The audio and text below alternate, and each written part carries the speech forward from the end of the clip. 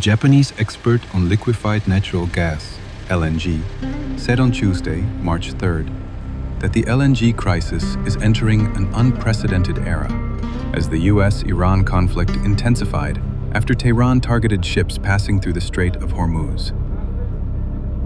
So we have seen like a stoppage of the flows out of the Strait of Hormuz, and on the gas LNG perspective, this is quite a big event.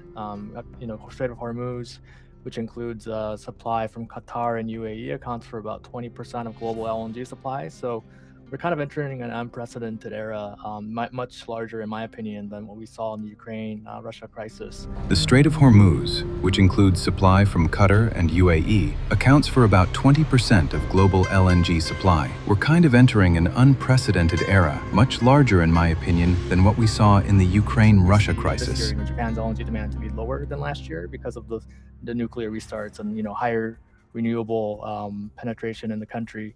And also the demographics of the lower population and such, affecting a lower energy demand in the short term. So I'm not saying that's shielded from what's happening in the Strait of Hormuz, but it does help fundamentally that demand has been structurally lower in these countries with the start of nuclear restarts. Go Katayama, principal Insight Analyst at Kepler, told Reuters on Tuesday.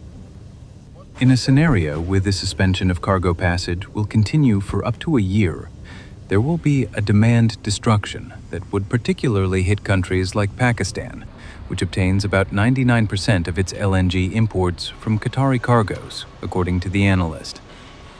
Developing countries in Asia will have to start burning other kinds of fuel for power, Katayama said. He said that countries in Asia, including Japan, must compete with each other to resort to non-Qatar and UAE cargoes, such as ones from the United States, Australia, or Atlantic cargoes from West Africa. Japan, which is the world's second-largest LNG importer and has bought 3.4 million metric tons of LNG from Qatar last year, according to customs data, has about 47 weeks of LNG inventory buffer, according to Katayama. However, he added that Japan sources only 6% of its LNG from Qatar and the UAE and is expected to have a lower demand in LNG this year due to the recent restart of the country's Kashiwazaki-Kariwa nuclear power plant, as well as the dwindling population and lowering energy demand in the short term. Qatar halted its liquefied natural gas production on Monday, March 2nd, as Iran continued to strike Gulf countries in retaliation for Israeli and U.S. strikes against it. The attacks have also halted oil and gas shipments through the Strait of Hormuz, which carries around 1/5 of oil consumed globally, as well as large quantities of liquefied natural gas, leading to a rise in global energy prices and shipping costs.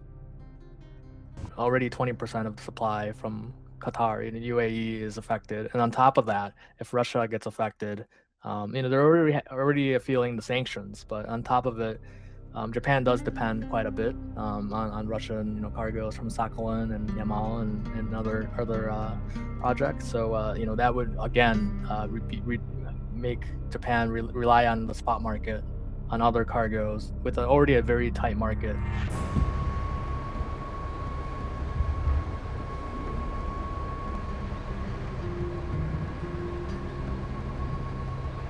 If this crisis is prolonged, around 20% of global supply is very hard to replace, even with a growing market with new supply coming out of the U.S. So I think what she's replying to is obviously non-Qatar UAE cargoes.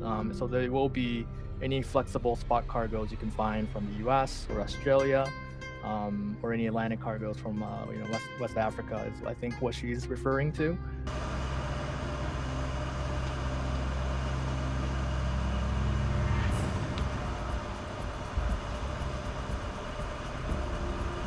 The developing countries in Asia will not be able to afford this expensive cargoes, and will have to start, demand destruction on the other side of the equation, and burning other kind of fuels for power. So you're seeing a lot of different dynamics right now, and the good story is that the U.S. LNG is expanding.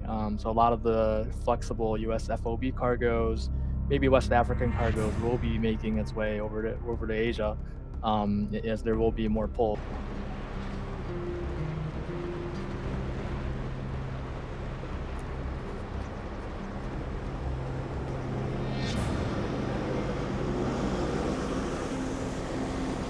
at the absolute worst case, right, half a year to a year of stoppage, and at that point, there's not enough supply to make up for it in the market. So you're going to start to see not only just very high prices for Asia, but also for Europe.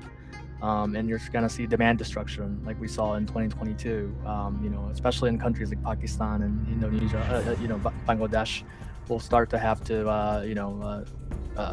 they won't be able to attract the cargoes, and, their energy demand will be there'll be demand destruction on the other side.